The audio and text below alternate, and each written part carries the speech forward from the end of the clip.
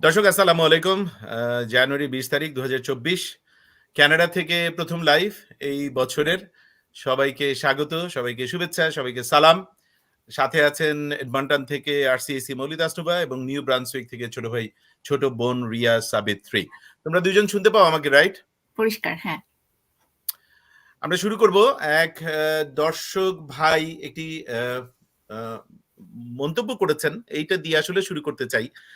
তার আগে যারা আমাদের সাথে আছেন এবং যুক্ত হবেন আগামী ১ ঘন্টায়, তাদের উদ্দেশ্যে বলতে চাই, যেমনটা আমরা টাইটেলে বলেছি যে Canadian work permit, study permit, visit visa, ইমিগ্রেশনের প্রোগ্রাম, ডিএলআই অ্যাডমিশন, আইএলটিএস এর tips, Canadian CV, cover letter, job interview নিয়ে আপনার স্পেসিফিক কোনো প্রশ্ন, এগুলো হচ্ছে এলাকা প্লাস আইএলটিএস এর প্রশ্ন। আইএলটিএস এর টিচার উৎস আমাদের সাথে এইমাত্র জয়েন করলো। উৎস শুনতে পাচ্ছ? ভালো আছো?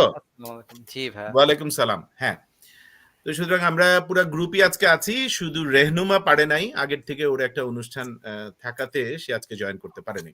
তো এই জাতীয় প্রশ্ন করুন, প্রশ্ন এক বাক্যের মধ্যে সীমাবদ্ধ রাখুন যাতে আমরা এটা পড়তে পারি, অ্যান্সার করতে পারি। আর আজকে আমরা চেষ্টা করব ৩-৪ জন, এই ১ ঘন্টার আড্ডার মধ্যে ৩-৪ জন ভাই বোনকে অনবোর্ড করতে। যাদের প্রতি আমার অনুরোধ থাকবে যে আপনি প্রস্তুতি নিয়ে বসুন, আপনার ব্যাকগ্রাউন্ডটা একটু দেখে রাখবেন, কারণ পরে যখন আপনি ভিডিওটা দেখবেন তখন যেন ব্যাকগ্রাউন্ড নিয়ে আবার আফসোস না হয় যে ঠিক ব্যাকগ্রাউন্ডে বসা হয়নি। কমেন্ট সেকশনে আমি এটার লিঙ্কটা দিয়ে দেব। আমরা খুব বেশি নয়, ৪-৫ জন ভাই বোনকে নিয়ে এই জাতীয় প্রশ্ন শুনবো বা আমাদের পরামর্শ দেব। আমি যেটা বলছিলাম যে শুরু করব একজন ভাইয়ের একটা মন্তব্য দিয়ে।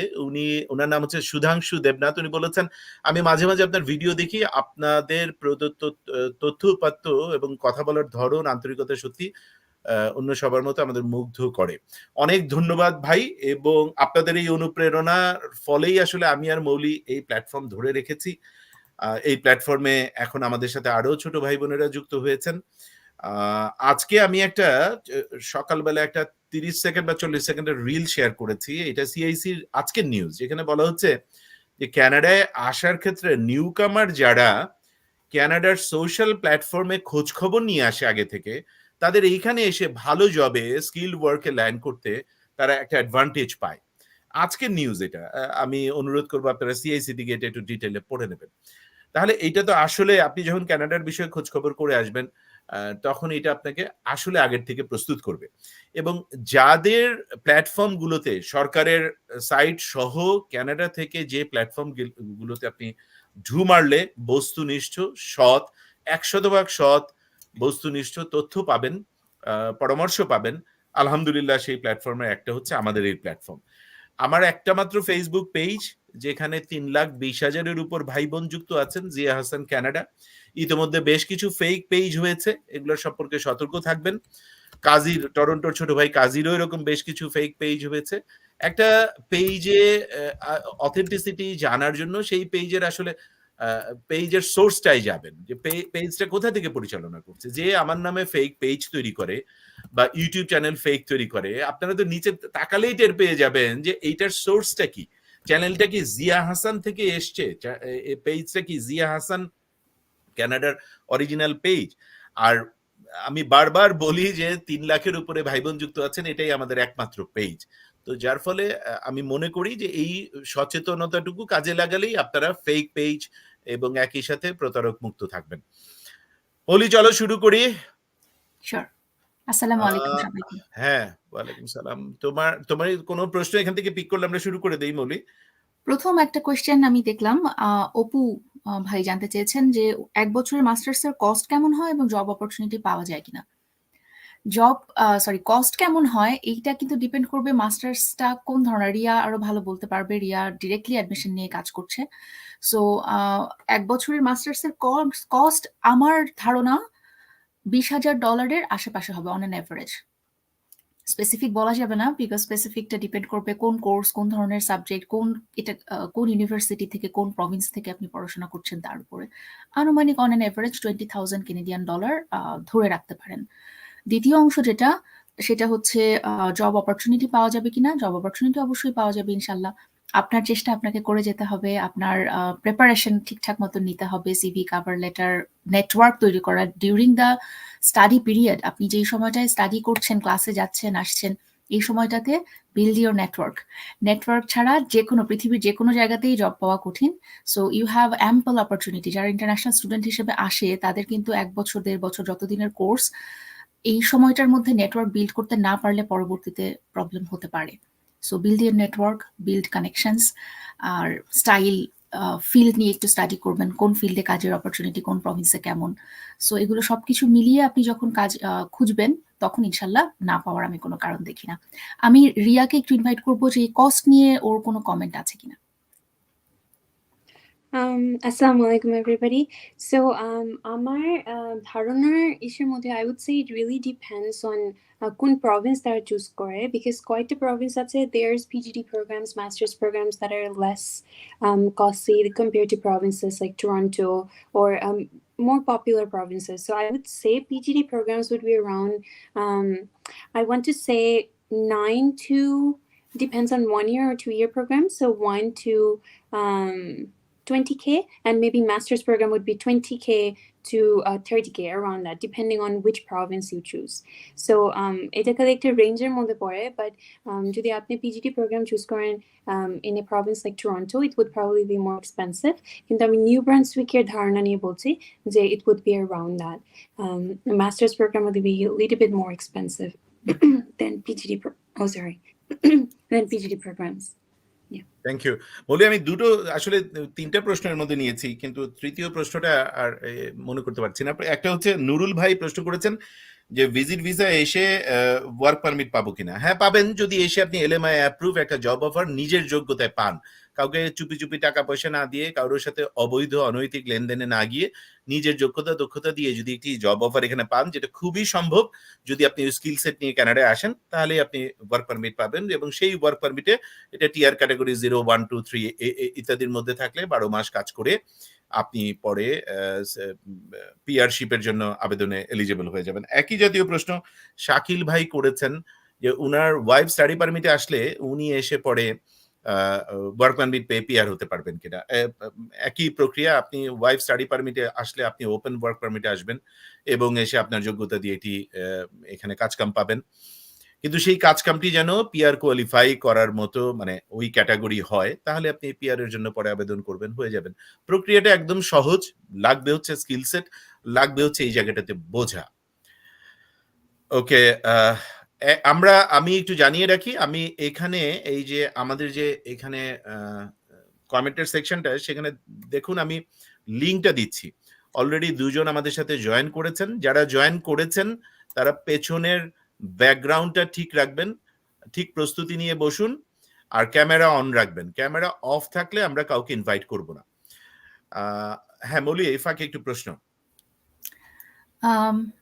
প্রশ্ন আমি খুব বেশি মেডিকেল টেকনোলজি অ্যাসিস্ট্যান্ট নিয়ে একজন জানতে চেয়েছেন, বা এই রিলেটেড জবগুলা হেলথ কেয়ার সেক্টরে কিভাবে পাওয়া যায় সেটা নিয়ে জানতে চেয়েছেন। এটা একটু খেয়াল রাখতে হবে যে অনেক প্রফেশনই, মেডিকেলের অনেক বা হেলথ কেয়ারের অনেক প্রফেশনই কিন্তু আছে যেটার জন্য লাইসেন্সিং লাগে। সো লাইসেন্সিং প্রসেসটা শুরু করাটা খুব গুরুত্বপূর্ণ। নার্সেরও পেশায় নিয়োজিত অনেকেই প্রশ্ন করেন যে কিভাবে আমি জব পেতে পারি, বা নার্সের এত ডিমান্ড আছে, how I can take this opportunity. So একটু দেখতে হবে আপনাদেরকে যে এখানে লাইসেন্সিং এর দরকার আছে। সো লাইসেন্সিং প্রসেসটা শুরু করে দেবেন একদম। How to apply for nursing licence in Canada বলে সার্চ করলে Google is the best friend, আমি বারবার বলি, আপনি সব উত্তর ওখান থেকে পেয়ে যাবেন, লিঙ্কগুলো পেয়ে যাবেন।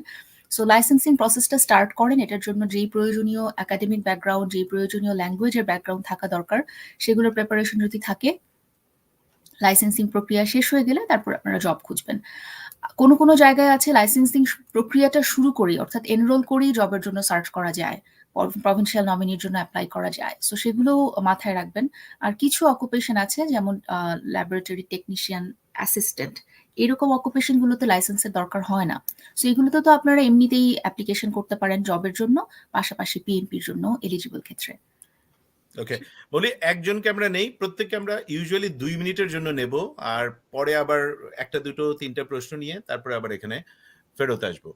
আর আমাদের সাথে এখন আছেন 350 মতো ভাই বোন যুক্ত আছেন।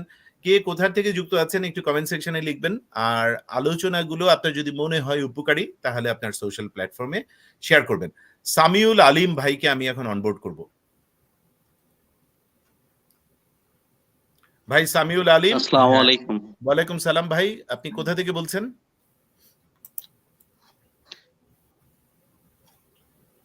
আসসালামু কোথা থেকে আলাইকুম। বলছেন আপনি? শুনতে পাচ্ছি, ওয়ালাইকুম সালাম। কোথা থেকে বলছেন ভাই?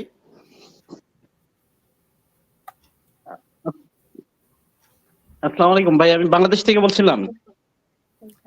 হ্যাঁ, আপনার শ্যামনগর কথা আসলে ভেঙে যাচ্ছে। হ্যাঁ, আপনার প্রশ্ন আছে কোনো, বলুন। হ্যাঁ ভাই, আমার হচ্ছে যে কোশ্চেন তেমন কিছু না, সেটা হচ্ছে যে আমি একটু বলতে চাচ্ছিলাম, মৌলি তাসনোভা আপুর কাছ থেকে আমি একটা প্রি কনসালটেশন নিয়েছিলাম, মনে হয় আপু যদি মনে থাকে। জি সেটা ভাই হচ্ছে বলেন। যে আমার ওই যে যেটা আমার আইএলটিএস ওই যে 5.5 ছিল যেটি, এবং জি। গ্রাজুয়েশন প্লাস 4 ইয়ার জব এক্সপিরিয়েন্স ছিল এগ্রিকালচার সেক্টরে অ্যাজ এগ্রিকালচার অফিসার। এখন এই জায়গাটাই একটু আমি আসলে জিয়া ভাইয়ের সিবি এবং কভার লেটারের কয়েকটা ভিডিও আমি দেখছি। তো এই সিবি এবং কভার লেটার নিয়ে যদি একটু শর্টে একটা আমাদেরকে নির্দেশনা দিতেন আপনার ভিডিওতে, আচ্ছা, আর একটু আচ্ছা, ভালো বুঝতে হবে। পেরেছি। Thank you. ঠিক আছে। Thank you. আমরা দেব ইনশাআল্লাহ। মৌলি, এই ফাঁকে আরো প্রশ্ন? ব্যাংকিং জব নিয়ে একজন প্রশ্ন হুম। করেছেন, ব্যাংকিং জবের অপরচুনিটি কেমন আছে কানাডাতে?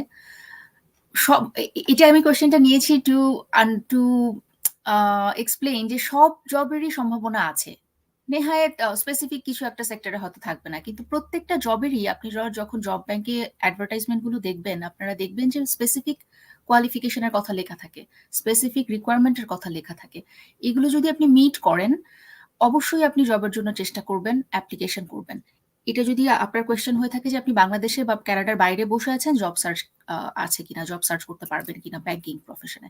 আর যদি আপনি ইনসাইড কানাডায় থাকেন তাহলে তো অবশ্যই আপনি ব্যাংকিং জব তো খুব ভালো জব, এবং এটা এটা available job.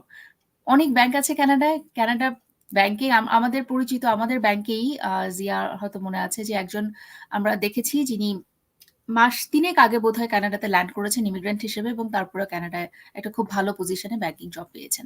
So it really depends on how well prepared you are and how dedicatedly you are looking for it. As simple as that Mouli. তুমি তো বলে যাওয়ারই চেষ্টা করতেছি গত ৭ বছর ধরে, আর তুমি আরসিআইসি হবার পর থেকে। কিন্তু ওই যে ব্যাপারটা হচ্ছে যে আমরা তো সবাইকে রিচ করতে পারি না। আর যেহেতু কানাডা একটা সব থেকে এখন হট টপিক, পৃথিবীর একমাত্র মোস্ট ইমিগ্রেন্ট ফ্রেন্ডলি কান্ট্রি, যেখানে 5 লাখের কাছে ইমিগ্রেন্ট নেওয়া হচ্ছে, সেই জন্য প্রতারকরাও একদম হুলস্থুল ভাবে তাদের সমস্ত প্রতারণার জাল, এবং যারা কানাডা বিষয়ে পড়াশোনা করে না, ফ্রিতে কনসালটেন্সি পেতে চায়, ওই ফ্রি কনসালটেন্সির নাম দিয়ে প্রথম ফাঁদটা পাতা হয়।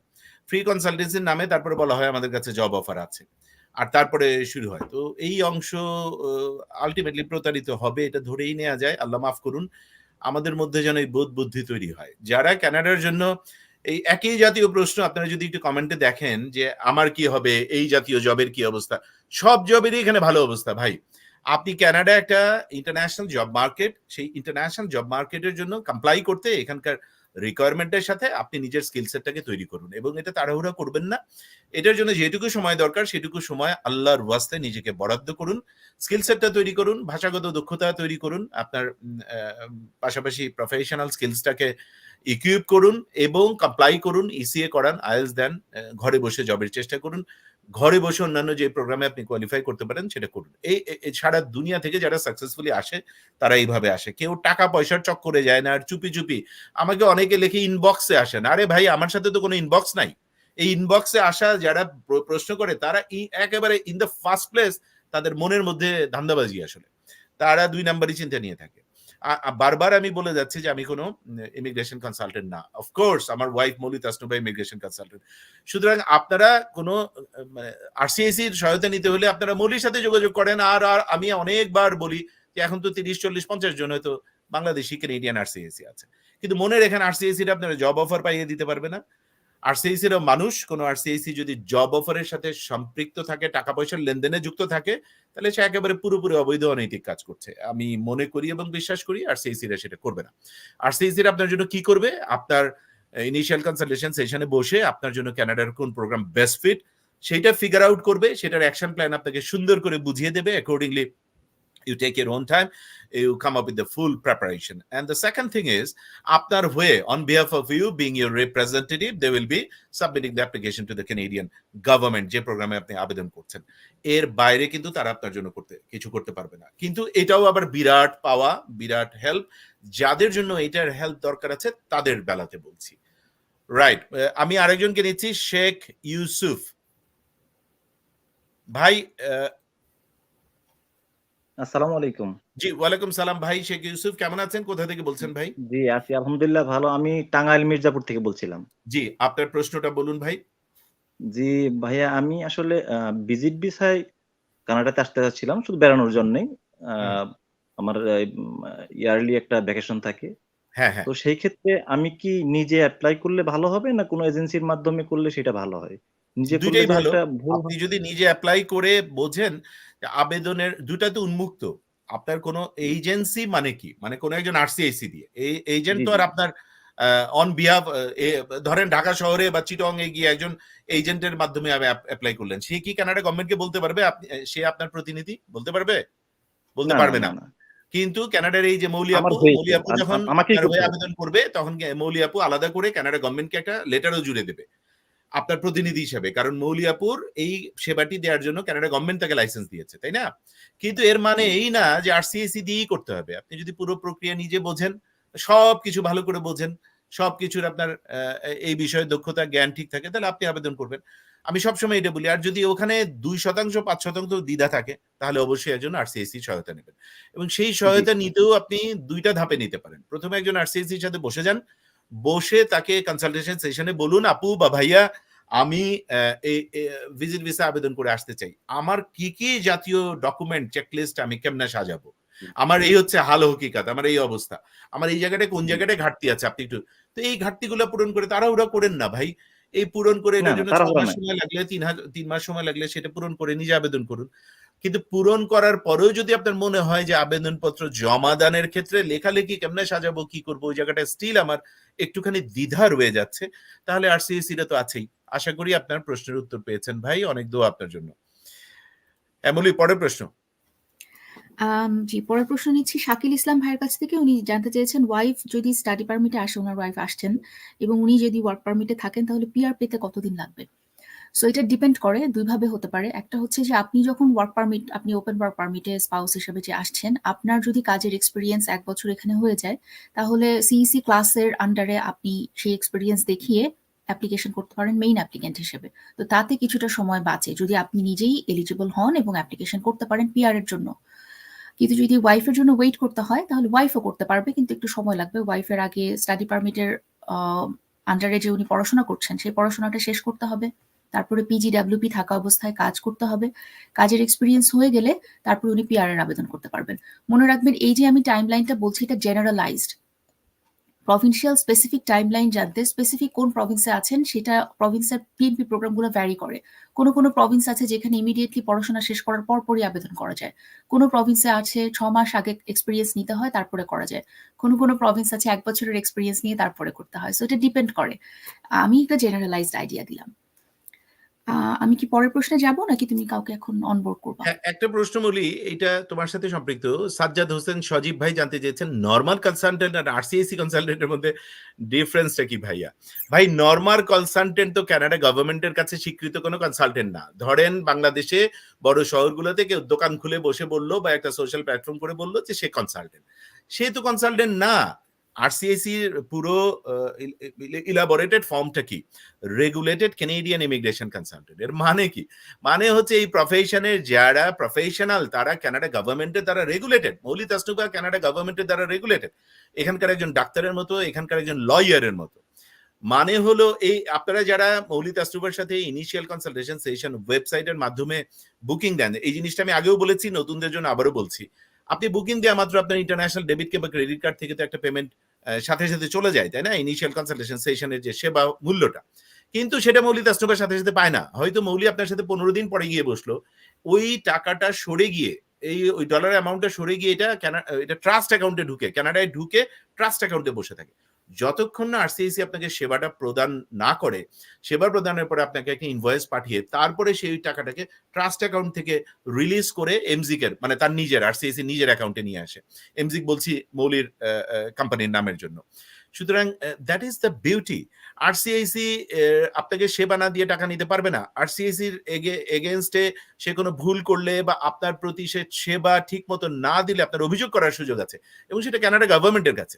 আপনার ওই যে বাংলাদেশের শহরে দোকান খুলে বসা কনসালটেন্ট, তার সম্বন্ধে তাকে আপনি কোথায়, সে তো অ্যাকাউন্টেবল না। সুতরাং বাকি কোনো কনসালটেন্ট কানাডা ইমিগ্রেশনের জন্য কনসালটেন্ট না, এগুলো বুঝতে হবে। কানাডার ইমিগ্রেশনের সহায়তা লাগলে আপনি হয় নিজে করবেন, সবসময় নিজের পথ খোলা, আর না হলে একজন রেগুলেটেড কেনেডিয়ান ইমিগ্রেশন কনসালটেন্টের শরণাপন্ন হবেন। বলি প্রশ্ন, তারপর একটা ভাইকে নেব। আচ্ছা, পরের প্রশ্ন তাজউদ্দিন ইমন ভাই জানতে চেয়েছেন ওয়ার্ক পারমিট পেতে আইএলস লাগে কিনা, পিআর অ্যাপ্লিকেশন করতে আইএলস লাগে কিনা। জি ভাই লাগে। সহজ উত্তর, পিআর অ্যাপ্লিকেশন করতে তো অবশ্যই আইএলস লাগে। আইএলস লাগে মানে ল্যাঙ্গুয়েজ টেস্ট লাগে। আসলে আপনি যদি এখানে আসেন এবং সেলফিপ দিয়ে দেন তাহলেও ঠিক আছে, কিন্তু একটা ল্যাঙ্গুয়েজ টেস্ট লাগে। আর ওয়ার্ক পারমিট পেতেও আইএলস লাগে, ওয়ার্ক জবের অফার পেতেও আসলে আইএলস লাগে। একটা খুব গুরুত্বপূর্ণ অংশ হচ্ছে আইএলস থাকা। আইএলস না থাকা অবস্থাতে ওয়ার্কের অফার, জবের অফার আপনি পেতে পারেন ক্ষেত্র বিশেষে, বাট ওয়ার্ক পারমিট আবেদনের জন্য এটা একটা খুব গুরুত্বপূর্ণ বিষয়। এবং অনেক রিফিউজালের একটা বড় কারণ হচ্ছে ওরা মনে করে, ভিসা অফিসার মনে করছেন যে আপনি কমিউনিকেট করতে পারবেন না আপনি যদি জবটা শুরু করেন, সো পারফর্ম করতে পারবেন না আপনার duty properly. So definitely highly recommended হচ্ছে আইএলস দুক্ষেত্রেই।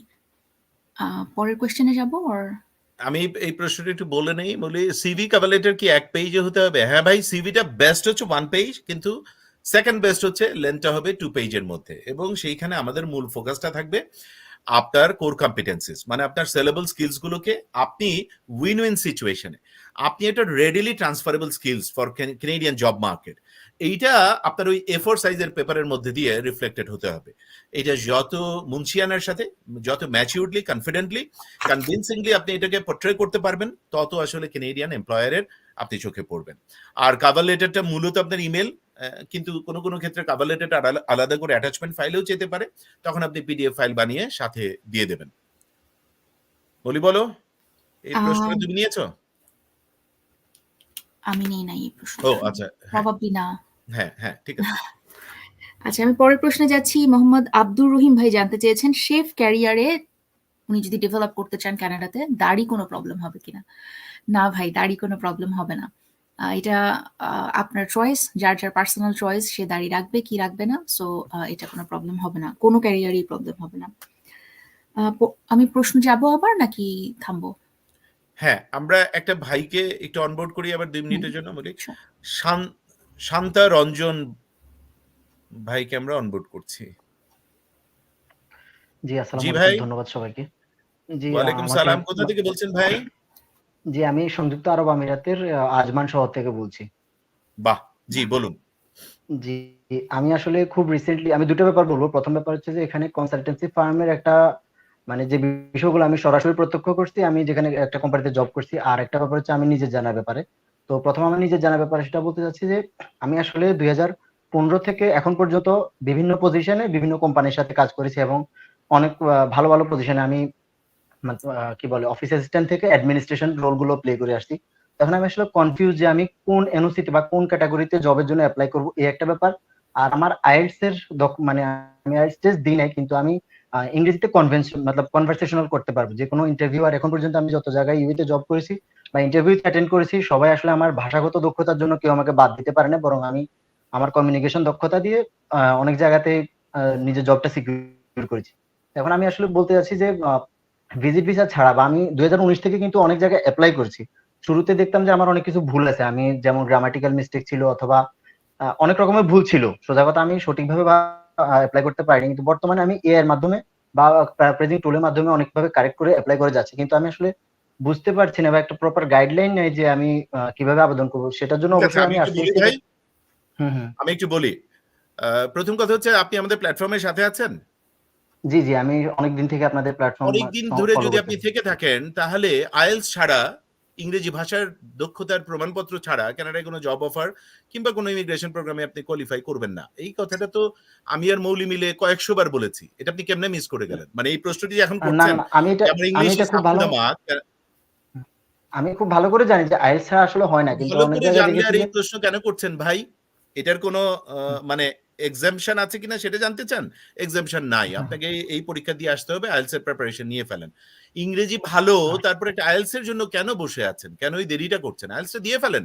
আপনি তো কিছু হারাচ্ছেন না, রাইট? আর একটু দক্ষ হচ্ছেন। কমিউনিকেশন স্কিলস আরো ভালো হবে। এবং তখন আপনি নিজেকে, এই যে আপনি অনেকদিন চেষ্টা করছেন, কেউ আমলে নিচ্ছে না, এটার একটা কারণ হতে পারে ওই যে আপনার ইংরেজি দক্ষতা, আপনি তো বলতে পারছেন না যে আইএলটিএস আমার টোটাল ব্যান্ড ইজ 6 or 6.5, আমি very good in all 4 skills and simultaneously here goes the proof, সেটা যেহেতু বলতে পারছেন না, ওরা হয়তো আমলে নিচ্ছে না, নাম্বার 1। সেকেন্ড থিং হচ্ছে এনওসি আপনার জন্য ভালো করতে হবে। এগেইন আমি ওই প্রশ্নেই ফেরত যাচ্ছি যে আপনি আমাদের মৌলি অনেকবার বলেছে এটা, যে কিভাবে এনওসি কে শর্টলিস্ট 2-3টা এনওসির সাথে কিভাবে আপনি মেলাবেন, যে আপনার কোনটা কিভাবে বুঝবেন। তারপরে আমি মৌলিকে আরেকবার অনুরোধ করব, মৌলি উনার এনওসিটা কেমনে মিলাবে যদি একটু বলো। ভাই আপনাকে ধন্যবাদ, আপনি শুনতে থাকুন। জি। এনওসি মেলানোর জন্য প্রথমে আমরা যাব, এনওসি গুগলে গিয়ে লিখবো noc.esdc। আপনি ওখানে যাবেন এবং ওখানে আপনার জন্য, আপনার সাথে যায়, ওখানে কিওয়ার্ড দিয়ে জব মানে search title, search by job title অথবা সার্চ বাই এনওসি কোড, এরকম দুটো অপশন আছে। সার্চ বাই জব টাইটেল লিখে সার্চ বারে আপনি আপনার পেশার রিলেটেড, আপনার অকুপেশন রিলেটেড যে কোনো কিওয়ার্ড দিয়ে সার্চ করে দেখবেন। আপনি অ্যাডমিনিস্ট্রেশন অফিসে যদি অ্যাডমিনিস্ট্রেশন নিয়ে কাজ করেন, অ্যাডমিনিস্ট্রেশন নিয়ে সার্চ করতে পারেন এবং দেখবেন এই রিলেটেড যতগুলো এনওসি আছে সবগুলোর একটা লিস্ট আসছে। আপনি একটা একটা করে লিংক ক্লিক করবেন, লিস্টটা ওপেন হবে এবং আপনি ওখানে দেখবেন যে জবের ডিউটি কি আছে এবং জব ডিউটির নিচে থাকে এমপ্লয়মেন্ট রিকোয়ারমেন্টস। এই অংশটাও একটু দেখে নেবেন যে আপনার একাডেমিক ব্যাকগ্রাউন্ডের সাথে এই এনওসির চাহিদা রিকোয়ারমেন্ট মিলছে কিনা। যদি মেলে তাহলে সেটা দিয়ে আপনি আগাতে পারেন। জব সার্চের জন্য মনে রাখবেন, একটা এনওসি দিয়েই আপনাকে সবসময় জব সার্চ করতে হবে এরকম না। আপনি চাইলে একটা বা 2-3টা এনওসি দিয়েও জব সার্চ করতে পারেন, অবশ্যই রেলিভেন্ট ফিল্ড। বলি একটা প্রশ্ন, এটা বোন করেছে। জি, আপা জানতে চেয়েছেন এআইপি তে কুক হিসেবে জব পেলেই কি পিআর এর আবেদন করা যায়? সো এআইপি তে জব পেলে পিআর এর আবেদন করা যায় যদি আপনি ডেজিগনেটেড এমপ্লয়ারের কাছ থেকে জবের অফার পান। আমার নাম শুনে মনে হচ্ছে ওনার সাথে আমি কথা বলেছি আগে। সো আপা, ডেজিগনেটেড এমপ্লয়ারের লিস্ট আছে। আপনি এআইপি ডেজিগনেটেড এমপ্লয়ার বলে গুগলে সার্চ করলে আপনি দেখবেন যে প্রত্যেকটা 4টা প্রভিন্স এআইপি এর আন্ডারে আমরা জানি, New Brunswick, Nova Scotia, Newfoundland Labrador এবং পিইআই বা প্রিন্স এডওয়ার্ড আইল্যান্ড। সো এই 4টা প্রভিন্সের আলাদা আলাদা পিডিএফ ফাইল আছে যেখানে ডেজিগনেটেড এমপ্লয়ারদের লিস্ট লেখা আছে। সো এই লিস্ট থেকে কোনো এমপ্লয়ারের কাছ থেকে যদি আপনি জবের অফার পান তাহলে আপনি এলিজিবল হবেন, provided you have proven the other or you have the other requirements. So job পেলে সম্ভব। জি। মৌলি আর কোনো প্রশ্ন তোমার কাছে আছে? হ্যাঁ, আমার কাছে প্রশ্ন আছে। আর ভাই বোনেরা আইএলটিএস নিয়ে কেন প্রশ্ন করছেন না? ডিএলআই নিয়ে প্রশ্ন নাই? আজকে কি ওই অংশটা জয়েন করে নাই আমাদের সাথে? হ্যাঁ বলো, তুমি তোমার প্রশ্ন নাও। সোহেল ভাই জানতে চেয়েছেন, ক্লোজ ওয়ার্ক পারমিটে উনি আছেন এখন কানাডাতে, উনি এখন ওপেন ওয়ার্ক পারমিটের জন্য আবেদন করতে পারবেন কিনা? ক্লোজ, না ভাই পারবেন না। ওপেন ওয়ার্ক পারমিটে আবেদন করার জন্য স্পেসিফিক কিছু ক্রাইটেরিয়া ফুলফিল করতে হয়। ওপেন ওয়ার্ক পারমিটে সবাই আবেদন করতে পারে না। আপনি ক্লোজ ওয়ার্ক পারমিটে আছেন, আপনার যদি আপনি ম্যারিড হন, আপনার যদি ওয়াইফ থাকে, তিনি ওপেন ওয়ার্ক পারমিটের আবেদন করতে পারবেন। ইন্টারন্যাশনাল স্টুডেন্ট যারা এখানে পড়াশোনা করে তাদের স্পাউস ওপেন ওয়ার্ক পারমিটের আবেদন করতে পারবে। মেজর এই 2টা স্ট্রিম, ইভেন পিজিডব্লিউপিও একটা open work permit stream. But মূল কথা হচ্ছে ক্লোজ ওয়ার্ক পারমিটে আসলেই আপনি ওপেন ওয়ার্ক পারমিটের জন্য আবেদন করতে পারছেন না। দ্বিতীয় আরেকটা অংশ আছে আপনার প্রশ্নে, সেটা হচ্ছে জব এক্সপিরিয়েন্স। পিআর আবেদনে এলিজিবল হওয়ার জন্য জবের এক্সপিরিয়েন্স কি 1560 ঘন্টা হতে হবে নাকি 1 বছরের হতে হবে? এটা একটা ইন্টারেস্টিং কোয়েশ্চেন, বিকজ সবসময় 1560 ঘন্টা 1 বছর জুড়ে করেই হয় না। অনেক সময় দেখা যায় যে আমাকে আওয়ার বেশি দিয়েছে এমপ্লয়ার, আমি ওভারটাইম করেছি, সো 10 মাসেই আমি 1560 ঘন্টা কাভার করে ফেলেছি।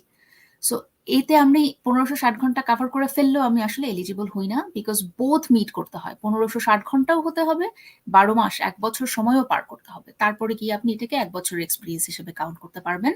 অ্যান্ড যেখানে যেসব প্রভিন্সে বা যেই সব প্রোগ্রামে আপনার এলিজিবিলিটি রিকোয়ারমেন্টে 1 বছর এক্সপিরিয়েন্স আছে তখন সেটা প্রযোজ্য হবে বা আপনি ক্রাইটেরিয়া ফুলফিল করলেন। জি, আমি কি পরের এই কোশ্চেন প্রশ্নটা যাব আমরা নাকি? নেব, এটা তোমাদের দুজনের জন্য আসলে সেপ্টেম্বরের সেশন এখন ধরতে পারবে কিনা আমি তুমি এবং রিয়াকে রিয়া ইনভাইট মিলে। করব। জি। September 2024. September don't know, April 1st অনেকগুলো ডিএলআর জন্য April 1st is the deadline, কিন্তু আমি বলবো যে I have seen 3 to 4 DLIs যেটা deadline mid-March, early March as well. So I would say যদি আপনি September 2024 ইনটেকের জন্য apply করতে চান, then apply in February or early March. Do not wait till April, because April অনেকগুলোই close হয়ে যাবে. ওকে, thank you, thank you. একটা বোনকে এখন অনবোর্ড করব, সালমা ইসলাম। ওকে, আমাকে ডাকছে। জি বোন। আসসালামু আলাইকুম। আসসালামু আলাইকুম। বোন আসসালামু আলাইকুম। জি বোন, কোথা থেকে বলছেন? আমি মোহাম্মদপুর থেকে বলছি, সালমা জি। পারভিন। আচ্ছা আচ্ছা, বলুন আপনার প্রশ্নটা বলুন বোন। আমি আমার প্রশ্ন একটা করতে পারবো আমি? জি জি, একটা প্লিজ। করতে পারবো? হ্যাঁ করেন, একটা আমি প্রশ্ন আমার করেন। ছেলে আমি আমার ছেলের স্টাডি পারমিট নিয়ে কথা বলতে চাচ্ছি যে ও উন্মুক্ত থেকে এবার পরীক্ষা দিলে মধ্যে একটু ইয়ার গ্যাপ আছে। আমি কয়েকটা এজেন্সির সঙ্গে কথা বলেছি, যেমন আইডিপি সবচেয়ে ভালো বোধ হয় বাংলাদেশে। ওনারা বলছে উন্মুক্তটা হয় না, উন্মুক্ত থেকে অ্যালাউ হয় না, এবং সাথে আছে স্টাডি মানে গ্যাপ। এই ব্যাপারটা নিয়ে কথা বলতে আমি যাচ্ছিলাম। তো এটা নিশ্চিত না, মৌলিক কোনো ধারণা রাখো? ওরা যদি বলে থাকে আর উন্মুক্ত যদি মানে ইসিএ না করানো যায়, তাহলে তো এটা চ্যালেঞ্জিং অবস্থায় না মৌলিক? ইসিএ যদি করানো যায়, এটা আমি জানি না, আমি এটা জানতে চাচ্ছি। ইসিএ তো করা যেন যায়। ইসি এর জন্য ইসি এর বডিগুলোকে লিখে দেখুন, ওই ছেলেকে বলুন ওদের বডিগুলোকে আপা লিখুক মনে যে হয় আমি ইসিএ ইউনিভার্সিটি। করতে হ্যাঁ মৌলি চাচ্ছেন বলো। না। আপা মনে হয় ইসিএ কথা সরি, করা নিয়ে প্রশ্ন না আপার। আপা জানতে চাইছেন যে উন্মুক্ত থেকে এইচএসসি করেছে আপনার ছেলে, তাই না? না, এসএসসি কি করেনি। করেছে? এসএসসি ও রেসিডেন্সিয়াল থেকে করেছে। আচ্ছা, ভেরি গুড। অনার্সটা করেছে। হ্যাঁ হ্যাঁ ওকে হ্যাঁ হ্যাঁ, ফাইন। ডিগ্রিটা অনার্স এর সার্টিফিকেট পেয়ে সরি, গেছে? কোন সাবজেক্টে পড়াশোনা করেছে আপা? বিবিএ। বিবিএ করেছে। সার্টিফিকেশন জি আছে? জি, সার্টিফিকেট এখনো অ্যাওয়ার্ডেড? আসেনি।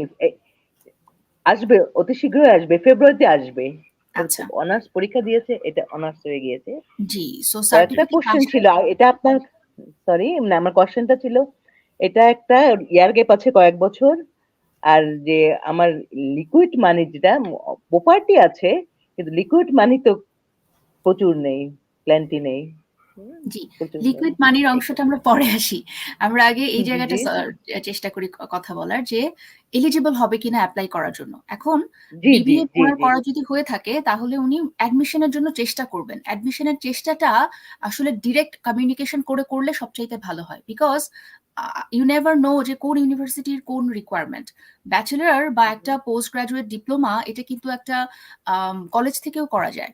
So it is not necessary. এমন হতে পারে অনেক এজেন্সি স্পেসিফিক কিছু অর্গানাইজেশনের সাথে কাজ করে, ইনস্টিটিউশনের সাথে কাজ করে, অন্যান্য সবার সাথেই তারা কাজ করে না। সো তাদের এনলিস্টেড যেসব অর্গানাইজেশন বা ইনস্টিটিউশন আছে তাদের সাথে যদি ওদের মানে তারা যদি এলিজিবল না ধরে ক্যান্ডিডেটকে, তাহলে আইডিপি এটা নিয়ে কাজ করতে চাইবে না, because they do not have that relationship. So আমার পরামর্শ হচ্ছে আপনি আপনার ছেলেকে বলবেন নিজে ডিরেক্টলি অ্যাপ্রোচ করতে, অথবা আমি জানি না রিয়া এখানে কোনো বেটার আর কোনো গাইডলাইন দিতে পারে কিনা, আমি রিয়াকে ইনভাইট করতে পারি। সো ডিরেক্ট কমিউনিকেশন করা, এবং কোন সাবজেক্টে উনি পড়াশোনা করতে চায়, পোস্ট গ্রাজুয়েট ডিপ্লোমা করতে তো আমার মনে হয় না, মাস্টার্স এর অ্যাডমিশনে প্রবলেম হলেও পোস্ট পিজিডিতে আমার মনে হয় না অ্যাডমিশনে খুব বেশি মেজর প্রবলেম ওর ফেস। আরেকটা ইনফরমেশন, ওর আইএলটিএস হয়ে গিয়েছে, 6.5 পেয়েছে, একটাই পেয়েছে রিডিং এ 5.5 পেয়েছে, আর সবগুলো একটা 8 পেয়েছে, লিসেনিং এ 8 পেয়েছে, আর একটা জি আর ঠিক আছে দুটো বোন। 6। রিয়া এখানে কিছু বলতে চাও? I would say that BBA program is very popular for sure. সে যদি BBA এর মধ্যে তার একটা ডিগ্রি থাকে, then for sure he can apply for PGD program. তার IELTS score 6.5, reading a 5.5. This is definitely good enough for PGD program, I would say. So he can apply for PGD program. Masters এর জন্য it might be a little bit like a higher IELTS score might be required. So I would say PGD program would be better for him, related to business field. বোন অনেক ধন্যবাদ। মৌলি, এরপরের প্রশ্ন, আমি তোমরা কি দেখি আইএলস এর প্রশ্ন উৎস, আইএলস এর কোনো প্রশ্ন থাকলে বা তুমি আইএলস এর কোনো টিপস কিছু বলতে চাইলে আমাকে একটু বলো, আমরা তোমার কাছ থেকে একটু কিছু শুনি। তুমি হ্যাঁ বলো। জি ভাই, আইএলটিএস এর টিপস বলতে আমি কোন বিষয়টা নিয়ে কথা বলবো ভাই? যে কোনো Reading, আইএলস এর writing? তুমি স্পিকিং নিয়ে একটা টিপস দাও আমাদের, আইএলস স্পিকিং টেস্ট। ওকে, সো আইএলটিএস স্পিকিং টেস্টের হচ্ছে অনেক মজার একটা বিষয় এখানে, সেটা হচ্ছে আমাদের পার্ট 2 এন্ড পার্ট 3 এর ভিতরে যে রিলেশনশিপটা থাকে, এটা ইউজুয়ালি অনেক সময় অনেকে হয়তোবা খেয়াল করে না। যেটা হচ্ছে পার্ট 2 তে যে কোয়েশ্চেনগুলো থাকবে, পার্ট 3 তে কিন্তু সেই কোয়েশ্চেনগুলাই আমাকে ডিফাইন করে আরো বড় করে এক্সপ্লেইন করতে হয়। সো আমি পার্ট 2 তে যদি কোনো সময় কোনো কিছু নিয়ে কথা বলি, তাহলে আমাকে মেক শিওর করতে হবে যে ওই জিনিসটা নিয়ে আমার আইডিয়া থাকে, কারণ ওই জিনিসটা নিয়েই আমাকে আমার এক্সামিনার কোয়েশ্চেনগুলো করবে। So that is an advice that I would give to make sure that you have idea on what you're talking about in your part 2. Okay, thank you so much. Mouli, প্রশ্ন, দর্শক ভাই বোনেরা, আমি কমেন্ট সেকশনে আমাদের লিঙ্কটা দিচ্ছি। আমাদের সাথে এখন দুজন আছেন, মোহাম্মদ রফিক ভাইকে আমি অনবোর্ড করছি। ভাই প্রশ্ন রেডি রাখুন, একটি প্রশ্নে সীমিত রাখুন প্লিজ, যাতে করে আমরা এই আমাদের অল্প সময়ের মধ্যে আরো কিছু ভাই বোনকে অনবোর্ড করতে পারি। এটা দয়া করে একটু বিবেচনায় নেবেন। আসসালামু আলাইকুম। ওয়ালাইকুম সালাম ভাই, কোথা থেকে বলছেন আপনি? হ্যাঁ জিয়া ভাই, আমি মোহাম্মদ রফিক সিঙ্গাপুর থেকে বলছি। আমি বাহ। এখানে অ্যাকচুয়ালি প্রায় 15 বছর মতো চাকরি করতেছি। হুম হুম। আমার যেটা প্রশ্ন সেটা হচ্ছে, আমি এখানে ইলেকট্রিক্যাল সুপারভাইজার হিসাবে কাজ করতেছি এবং আমার যে অকুপেশন আছে সেখানে ইঞ্জিনিয়ার দেওয়া আছে। তো আমার স্যালারিও 3000-এর মতো প্রায়। তো আমি কি ভিজিট ভিসাতে অ্যাপ্লাই করলে মানে কি পাওয়ার সম্ভাবনা আছে কিনা? ভিজিট ভিসায় কেন আসবেন ভাই? ভিজিট ভিসাতে যে ওখানে যদি সেটেল হতে পারি এমন কোনো চেষ্টা করার জন্য আর কি। এখানে সেটেল হবার জন্য, কানাডাতে ভিজিট ভিসা এসে সেটেল করার জন্য কি কি পথ আছে বলে আপনার জানা? ওই জব অফার নিয়ে আর কি। জব অফার পেয়ে তারপরে সেটেল করা, রাইট? সেটা এলএমআই জি জি অ্যাপ্রুভ জব অফার হতে হবে, লেবার মার্কেট জি ইম্প্যাক্ট জি অ্যাসেসমেন্ট অ্যাপ্রুভ জব অফার। সেই জব অফারটা ইন দ্য ফার্স্ট প্লেস আপনি ঘরে বসে সিঙ্গাপুরে বসে, সিঙ্গাপুরের একটা মতো দেশে আপনি আলহামদুলিল্লাহ নিজের স্কিল সেট দিয়ে কাজ করছেন, তো ওইখানে জব অফারের যে রিকোয়ারমেন্ট এটা কমপ্লাই করে ওখান থেকে কেন চেষ্টা করছেন না? মৌলি তাসনুভার তো এমন ক্লায়েন্ট আছে সিঙ্গাপুর থেকে যে জাস্ট 5.5 মনে হয় আইএলসে ইলেকট্রিশিয়ানের কাজ করে জব অফার নিয়ে এসে অলরেডি পিআরও হয়ে গেছে গত বছর, আলহামদুলিল্লাহ। সেটা কেন করছেন না? আহ, হ্যাঁ সেটাও করব ভাবছি। আমার আর একটু ছোট্ট একটু প্রশ্ন ছিল, সেটা হচ্ছে স্যার ওই ইলেকট্রিক্যালের ডিপ্লোমা কমপ্লিট করেছি, তো আমার ইসিএ কি এটাতে ইসিএ করা যাবে? অ্যাকচুয়ালি আমার বাংলাদেশে পড়াশোনা খুবই কম, শুধুমাত্র এসএসসি পাশ করেছিলাম। তো ইসিএ কি মৌলি, এই এটাই জায়গাটা একটু বলো ভাই, ইসিএ করতে পারবেন কিনা? ওকে, ইসিএ করার জন্য এসএসসি সাধারণত ইসিএ হবে না আমার যতদূর আমি জানি। সো এইচএসসি পর্যন্ত হলে তখন ইসিএ করানো যায়। সো আপনি ডেফিনেটলি চেষ্টা করতে পারেন উন্মুক্ত থেকে, অথবা লেভেল অফ গ্রেড 12 এই সার্টিফিকেটটা দেবে এরকম কোনো ডিপ্লোমা কোর্সও কিন্তু আপনি করে ফেলতে পারেন কারিগরি শিক্ষা বোর্ড থেকে। আপনি সিঙ্গাপুরে আছেন, সিঙ্গাপুরেও আমি নিশ্চিত যে এরকম কিছু গ্রেড 12 লেভেলের সার্টিফিকেট দিবে, একটা ট্রেড সার্টিফিকেট পাবেন আপনি, সেটা কিন্তু আপনি করে ফেলতে পারেন, যাতে করে আপনার গ্রেড 12 অর্থাৎ হাই স্কুল সার্টিফিকেটের সমমান একটা পড়াশোনা আপনার এডুকেশন হয়। So think about that, consider that, and then এই হচ্ছে আপনার এডুকেশন রিলেটেড কোয়েশ্চেনের উত্তর। হ্যাঁ, আর মৌলি যে কারণে ভাইটাকে আমি ওগুলো জিজ্ঞেস করলাম সেটা হচ্ছে যে এই যে দেখো একটা ট্রেন্ড তো আছে না যে কানাডায় ভিজিট ভিসায় যে কোনো ভাবে আসবো, আসার পরে কিছু একটা হয়ে যাবে। কানাডায় কিছু একটা হওয়া যে কত কঠিন। কানাডা তো ইউরোপের মতো না, কানাডা ইটালির মতো না, ফ্রান্সের মতো না যে যে কেউ এসে গিয়ে তারপরে লাইভ কি বলে ওই সিগন্যালসে দাঁড়িয়ে নিউজ পেপার বিক্রি করবে, ফুল বিক্রি করবে, বা পথের ধারে রাস্তার ধারে দাঁড়িয়ে কিছু একটা শুরু করে দেবে। এগুলো তো এখানে করতে দেবে না, সাথে সাথে পুলিশ অ্যারেস্ট করে ফেলবে এবং সাথে সাথে তারপরে তার ভিসার স্ট্যাটাস দেখে তারা ডিপোর্ট করে দেওয়া হবে। এইগুলা তো কানাডার বাস্তবতা, এগুলো আসলে যে ভাইরা জানেন না। আর তারা গিয়ে ওই যে চুপি চুপি কনসালটেন্সি, ফ্রি কনসালটেন্সির জন্য গিয়ে প্রতারকদের খপ্পরে পড়ে। ইন্দোনেশিয়া বসে থাকা প্রতারক, মালয়েশিয়ায়, সংযুক্ত আরব আমিরাতে, এই 3টা দেশে তো এখন সব থেকে বেশি প্রতারক দেখা যাচ্ছে, সৌদি আরবেও। এবং এরা বাংলাদেশি মানুষ হয়ে নিজেরা মুসলমান হয়ে মুসলিম ভাইকে এইভাবে সর্বশান্ত করে। যাই হোক, দ্য থিং ইজ এই জায়গাটাতে সচেতন হওয়া দরকার। এই ভাইটা দেখো সিঙ্গাপুরে বসে সে ভালো চাকরি করছে আলহামদুলিল্লাহ। আর তুমি যে বুদ্ধিটা দিলা এই অনুযায়ী সে যদি একটু নিজেকে সময় নিয়ে 1 বছর সময় দিয়ে সে যদি একটু প্রস্তুত করে তারপরে নামে, তোমার ওই যে সিঙ্গাপুরের ওই ভাইটার নাম কি ছিল মলি, তোমার ক্লায়েন্ট? হালিম, হালিম রাইট? ভাই। হ্যাঁ, তো হালিম তো অলরেডি সস্ত্রীক পিয়ার হয়ে গেল আলহামদুলিল্লাহ। তুমি তার জন্য ওয়ার্ক পারমিটের আবেদন করে দিয়েছিলে গত বছর। তো একই গল্প হবে এইগুলা, রাইট? জি রবিন তান্না ভাই এই অ্যাসিস্ট্যান্ট কুক হিসেবে আমাদের পাশের শহরে আসলো, আল্লাহ দয়া করলে এই বছর তো সে সপরিবারে 3 বাচ্চা সহ পিয়ার হয়ে যাবে। তো ইনশাআল্লাহ। এই যে জায়গাগুলা যারা বুঝবে যে এখানে টাকা পয়সার কোনো চক্কর নাই, কোনো একজন আরসিআইসি দিয়ে আপনি আবেদন করালে আরসিআইসির সেবা মূল্যটা আপনি দেবেন, অ্যাজ সিম্পল অ্যাজ দ্যাট। তাছাড়া আপনি নিজেও তো আবেদন করতে পারেন। কিন্তু ওই যে কেউ একজন চাকরি দিয়ে দিবে আর আসবো, এই চক্করের মধ্যে ঢুকলে আপনি সর্বশান্ত হবেন। আর বাই চান্স 20, 30, 40 হাজার ডলার দিয়ে কানাডায় যদি একটা জেনুইন ওই কি বলে LMI অ্যাপ্রুভ জব অফার, কারণ এখানেও দুষ্ট লোক এখন কিছু তৈরি করা হয়েছে আসলে, এরকম পেয়েও যায় কেউ, in the long run PR হবার পরেও কিন্তু এই ভয় থাকবে। আমি আইন বলছি যে এটা যদি কখনো রিভিলড হয়, ধরা পড়ে, একেবারে পুরো পরিবার সহ পিয়ারশিপ রিভোক করে দেশে পাঠানো হবে। আইন বলছি কানাডা সরকারের। আল্লাহ যেন এটা আমাদের বোঝার তৌফিক দান করে। কানাডায় আসতেই হবে সেটা না, কিন্তু কানাডায় স্কিল সেট মিলিয়ে আসুন। পৃথিবীর মোস্ট ইমিগ্রেন্ট ফ্রেন্ডলি দেশ, যেই দেশ বলে কয়ে 5 লাখের কাছে ইমিগ্রেন্ট নিচ্ছে। আপনি নন কেন? কিন্তু সেই ইমিগ্রেন্ট এই চুপি চুপি আর 2 নাম্বারই পথে হবে না, ইনবক্সিং করে হবে না, এই সমস্ত চিন্তার থেকে বের হয়ে যেতে হবে। কানাডাকে বাকি দুনিয়ার সাথে মিলিয়ে ফেললে হবে না। কানাডা আপনি ওই সমুদ্র, সাঁতার, জঙ্গল পেরিয়ে তো ঢুকতে পারবেন না। কানাডার একদিকে আমেরিকা, 3 দিকে সমুদ্র। তো কানাডায় আসতে হবে স্কিল সেট নিয়ে। ভিজিট ভিসা খুব ভালো একটা এক্সপ্লোর করার জায়গা, কিন্তু ওই যে এগেইন এসে আপনার এক্সপ্লোর করতে পারতে হবে। আপনার এসে একটা জেনুইন জব অফার পেতে হবে LMI approved, or you have to have a fat pocket to take admission in some DLIs, ওটাও পারতে হবে। তো যে কোনো একটা দিকে আপনার কিন্তু ultimately end of the day skill সেটটা লাগবেই কমপ্লাই করার জন্য, এখানে বৈধভাবে থেকে যাওয়ার জন্য। থেকে যেতে পারলে তখন তো বাকি সব অঙ্কের মতো করে আপনার ফ্যামিলি পিয়ার হবে, সিটিজেন হবে, দুনিয়া খুলে যাবে। কিন্তু শুরুর দমটুকু, শুরুর পরিশ্রমটুকু আসলে করতে হবে, এর কোনো বিকল্প নাই। এই কথাটি অনবরত আমি বলে যাবার চেষ্টা করছি। বলি প্রশ্ন আর কোনো, অথবা একজন ভাইকে নিব? তুমি বলো, প্রশ্ন আছে? একজন ভাইকে নেই, কাজী তৌফিক ভাই। জি, আসসালামু আলাইকুম। আমি ঢাকা থেকে মগবাজার থেকে বলছি। জি জি, বলুন প্রশ্নটা বলুন। প্রশ্নটা হলো, আমি বিগত 10 বছর থেকে ধরে ফাইন্যান্স অফিসার হিসেবে কাজ করছি একটা প্রতিষ্ঠানে, এটা international জিওতে।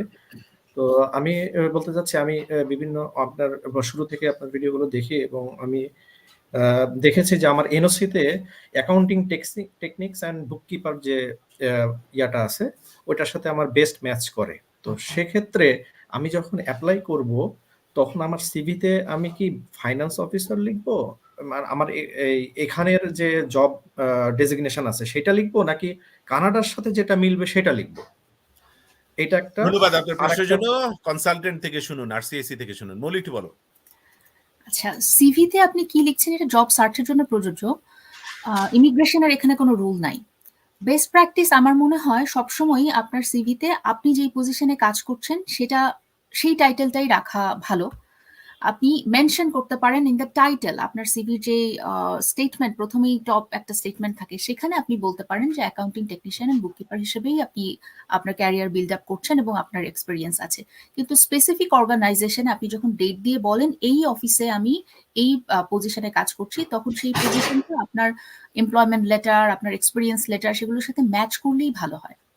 I hope you got the answer. ধন্যবাদ ভাই, ভালো থাকবেন, আপনার জন্য অনেক দোয়া। বলি পরের প্রশ্ন তুমি নাও, তারপরে আমরা 1-2 ভাইকে আবার অনবোর্ড করব। যারা আমাদের সাথে যুক্ত হতে চান দয়া করে মোবাইলটা, ক্যামেরাটা অন করে বসবেন এবং পেছনের ব্যাকগ্রাউন্ডটা আমলে নিয়ে বসবেন। হ্যাঁ মৌলি।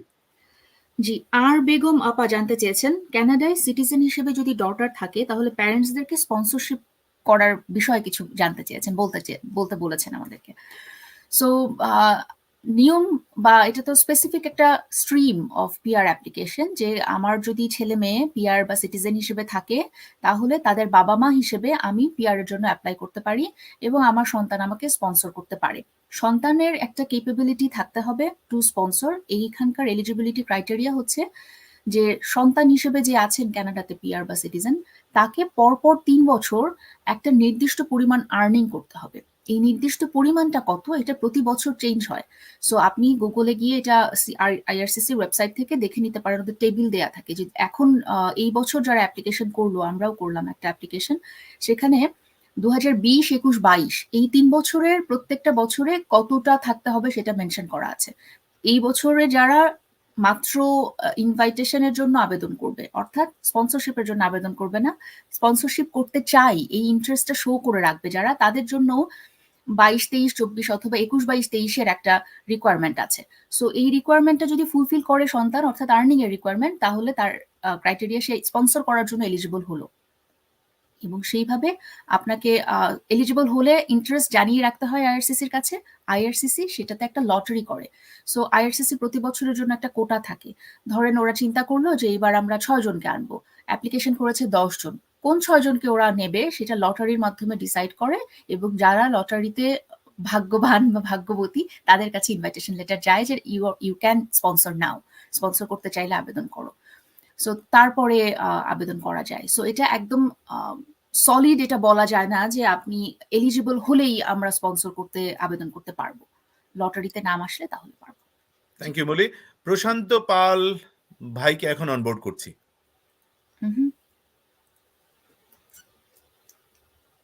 জি brother. Sorry, I was on mute. না কোনো Namaskar. অসুবিধা নেই। I'm actually from Kolkata, but currently I'm in Montreal. Oh wow. So I have completed my master's from Quebec. So I'm on post-graduation work permit. I completed my master's in this December. Wow. So Congrats. thank you. So my question was like, you always discuss about Canadian style resume or CV. But I'm an IT professional. I do have experience of 3.5 years back in India. So my question was like, do I need to prepare a Canadian style resume to apply for the IT positions here in Canada? And I would like to know, like, what would be the difference between a Canadian style resume and a regular resume? Because a resume, any resume contains like profile, skills, experience, education, and then certifications. Yeah, I got your answer. I got your question. Can I answer? Yeah, sure. The thing is, yes, you're very right. Every resume should be portraying the same. The employees, the candidates' potentiality.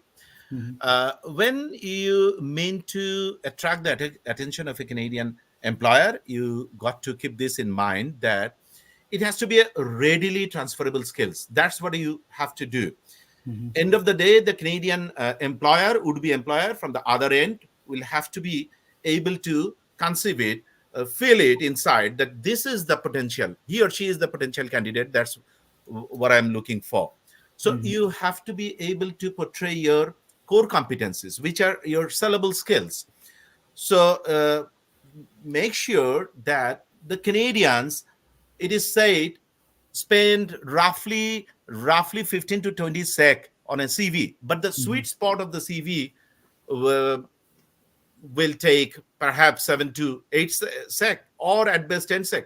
Within this stipulated time, you have to be able to draw the attention of your would-be employer. And there lies the importance of furnishing or crafting the Canadian CV, so that in the sweet spot, you make sure that you portray your core competences, not your personal detail, and through facts and figures, so that they see it, they feel it inside, and back of the mind, it is working. Yeah, here goes the potential employee that I'm looking for. Does that make sense? Yes. All right. Thank you so much. You have a wonderful day. Thank you. All right. Moli, next কোনো question নিব? হ্যাঁ, আমি এটা নিয়ে আমরা আবার কাউকে onboard করি। ওকে। মুরাদ খান নামের একজন ভাই জানতে চেয়েছেন, ওপেন ইউনিভার্সিটিতে থেকে যদি এইচএসসি করেন তাহলে সেটা অ্যাকসেপ্টেবল কিনা। এখন অ্যাকসেপ্টেবল ফর হোয়াট প্রোগ্রাম সেটা ডিপেন্ড করে। অ্যাকসেপ্টেবল হবে যদি আপনি ইসিএ করে ফেলেন এবং ইসিএতে রিপোর্টে আপনার ইকুইভ্যালেন্সি আসে হাই স্কুল সার্টিফিকেটের, হাই স্কুল ডিপ্লোমার। সো এটা যদি ইকুইভ্যালেন্সিতে ঠিক থাকে তাহলে অবশ্যই অ্যাকসেপ্টেবল। যে কোনো এইচএসসি, শুধু ওপেন ইউনিভার্সিটি থেকে না, বাংলাদেশের যে কোনো স্কুল থেকেই বা কলেজ থেকেই আমরা যদি এইচএসসি করি, ইসিএ করে সেটার রিপোর্টে 12 গ্রেড ইকুইভ্যালেন্ট অফ কানাডা এটা থাকতে হবে, তাহলে এটা acceptable. Hope you got the question. Right, একজন ভাইকে নিচ্ছি, সোহেল সেমিকোলন। এরকম অদ্ভুত নাম কেন ভাই আপনার? সেমিকোলন কেন নাম? এটা আপনার নাম? জি ভাইয়া, আসসালামু আলাইকুম। ওয়ালাইকুম সালাম, কেমন আছেন এটা আমার ভাই? নাম না আসলে। জি আলহামদুলিল্লাহ ভালো আছি। আপনারা কেমন আছেন? আছি আল্লাহর দয়া। না, এটা বুঝতে পেরেছি অ্যাকচুয়ালি যে আপনার নাম না, এমনি মজা করলাম। ইয়েস ইয়েস, জি, আপনি কোথা থেকে এটা আমার বলছেন? নাম। আমি চিটগং থেকে বলছি।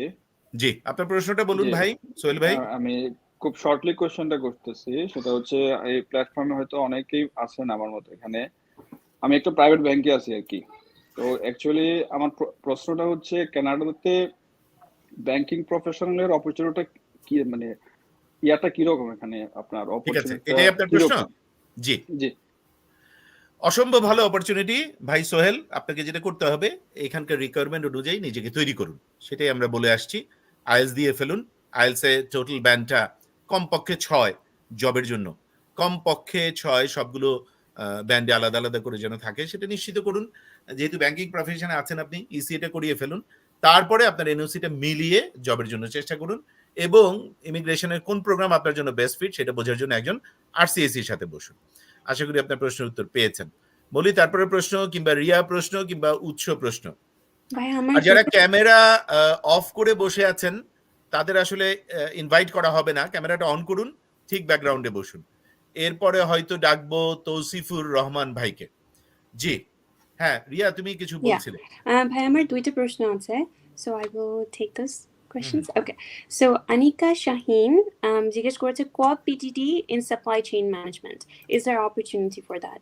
For sure there's opportunity. আমি একটু শেয়ার করি, আমি এখন আরভিং ওয়ালের সাপ্লাই টিম ম্যানেজমেন্টে অ্যাকাউন্টিং হ্যান্ডেল করছি, so I can see so many co-op students joining the department recently, so I would say definitely there is potential for co-op students in supply chain management, and it's also a very popular subject as well. And আরেকজন second question হচ্ছে নাজমুল হুদা জেওয়াল as question তার ব্যাপারে একটু information দিয়েছে, age 42 and Islamic University Kushtia, and he has a LLM, Masters of Law, and he would like to complete another LLM degree from university in Canada. So I would say that he asked the question as in what IELTS score is required and what are the tuition fees. So the IELTS score would be 7 overall, and reading and writing score 7 would be required. And for tuition fees, there's a very wide range of tuition fees that I guess would be required depending on which province that you choose, once again, but it's 9K to 46K Canadian dollars, depending on which province that you choose. But I will tell you that LLM, Masters of Law, would get you in a very good job. I guess the subjects would depend on the syllabus for the master's program, which was another part of the question. But yeah, these are the two questions that I got there. হ্যাঁ, এবং ওটার সাথে living cost 20,000 Canadian dollar যোগ করতে হবে পার ইয়ার, তাই না? Living কস্টটা adjusted হয়েছে গত মাস থেকে, আমরা জানি। Thank you Riya. মৌলি আছো? Yes, I'm here. হ্যাঁ, তুমি যদি আর তোমার কোনো প্রশ্ন question. নিতে চাও। জব এক্সপেরিয়েন্স 2-3টা কোম্পানিতে থাকে, তাহলে কভার লেটারে সবগুলো কাজের অভিজ্ঞতা তুলে ধরতে হবে নাকি? হ্যাঁ, আমার মনে হয় তুলে ধরাই উচিত। যদি সেটা রেলেভেন্ট হয় তাহলে তো অবশ্যই ধরবেন, আর রেলেভেন্ট না হলেও যদি এইটা দিয়ে আপনি দু পেজের মধ্যে থেকে যান তাহলে এটা তুলে ধরাই উচিত। আপনার পুরো সামারিটি, আপনার ক্যারিয়ারের মানে প্রফেশনাল লাইফের সামারিটি আপনি তুলে ধরলেন, কিন্তু মনে রেখেন to the point and through facts and figure. আপনি কনসাইজ টু দ্য পয়েন্টে ফ্যাক্টসটা বলবেন, সাথে ফিগার জুড়ে দিবেন। যতভাবে ফিগারটা কোথা থেকে, ফিগারটা আপনার অ্যাকমপ্লিশমেন্টের ফিগার, মানে প্রফেশনাল লাইফে আপনার যে সফলভাবে যে অর্জনটা, সেই অর্জনের যে ফিগারগুলো আছে সেই সংখ্যাগুলো দেবেন আপনার অবদানের। কেনেডিয়ানরা এই একটু আগে এই যে ইন্ডিয়ান ভাইটাকে বলছিলাম যে কেনেডিয়ান এমপ্লয়ার দেখতে পছন্দ করেন আপনার accomplishments as well as your contribution, what you have contributed, what you have accomplished out of this job. Right? এইটা আপনি একেবারে কনসাইসলি টু দ্য পয়েন্টে ফ্যাক্টস অ্যান্ড ফিগারের মাধ্যমে তুলে ধরবেন। It is nothing personal, it is all professional. Canadian একজন employer আপনার কি দুনিয়ার অন্য প্রান্ত থেকে সে যখন কাউকে নিয়ে আসে তখন তার নাম কি, দেশের বাড়ি কোথায়, এগুলো তো কিছু যায় আসে না, যায় আসে স্কিল সেট। সুতরাং আপনি মেলে ধরেন ওই সুইট স্পটের মধ্যে যেখানে আপনার 8 to মানে 10 সেকেন্ডের মধ্যে এমপ্লয়ার একটা সিদ্ধান্ত নিয়ে নিবে back of the mind, whether সে বাকি পেজটা দেখবে, বাকি সিভিটুকু দেখবে, তারপরে আপনার সাথে যোগাযোগ করবে আর করবে না, সেই জায়গাটুকু তো ভেরি সেন্সিটিভ। সেই জায়গাটাতে আপনি নিশ্চিত করুন যে আপনি আপনার কোর কম্পিটেন্সিস অর্থাৎ আপনার real accomplishment in your job field, professional field as well as আপনার কন্ট্রিবিউশনটাকে আপনি ফ্যাক্টস অ্যান্ড ফিগারে নিয়ে এসছেন। তৌসিফুর ভাইকে আমরা অনবোর্ড করছি। জি ভাই। জি স্যার, আসসালামু আলাইকুম স্যার, ভালো আছেন স্যার? ওয়ালাইকুম সালাম, কেমন আছেন ভাই? কোথা থেকে জি বলছেন? স্যার, স্যার আমি সাউথ কোরিয়া থেকে বলছিলাম স্যার এখন। ভেরি গুড, অনেকগুলো জি স্যার। এনআরবি ভাইয়ের সাথে দেখা হলো। জি ভাই বলুন আপনার প্রশ্ন। জি স্যার, আমি জানতে চাচ্ছি, আমি 1.5 বছর যাবত স্যার সাউথ কোরিয়া আসতে মানে আছি এখন বর্তমানে, ফুল ওয়ার্ক পারমিট ভিসাতে আছি। তো স্যার এই জায়গাতে আমি প্রিন্টিং প্রেস অপারেটর হিসেবে আছি, এনওসি হচ্ছে কানাডার 73401। তো স্যার এখন জানতে চাচ্ছিলাম যে আমি যদি স্যার IELTS 5 থেকে 6 এর মধ্যে পাই, ওই ক্ষেত্রে স্যার আমার কি চেষ্টা করতে পারি কানাডা যাওয়ার জন্য? কেন পারবেন না? কোন জায়গাটা আপনার মনে হচ্ছে পারবেন না?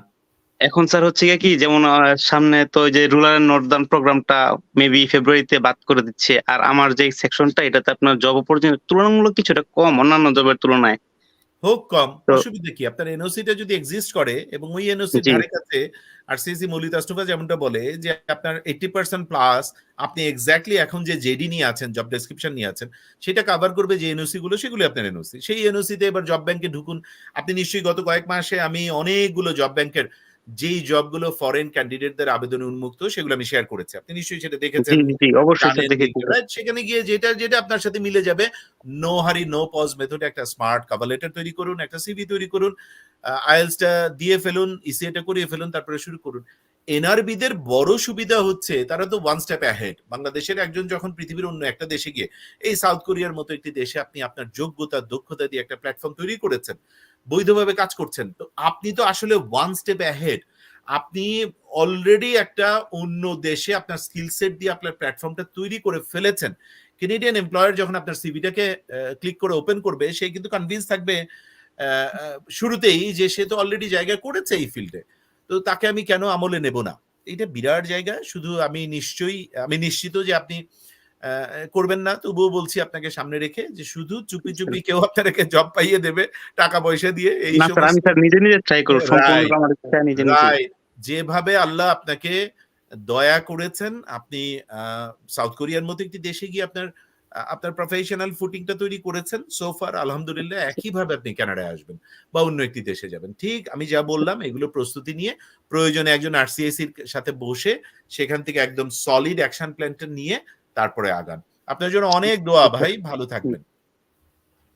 বলি প্রশ্ন? হ্যাঁ হ্যাঁ, প্রশ্ন তো আছে। উৎস বলো। জি, আমি একটা কোয়েশ্চেন পেয়েছি, যদি নেই। হ্যাঁ বলো না প্লিজ।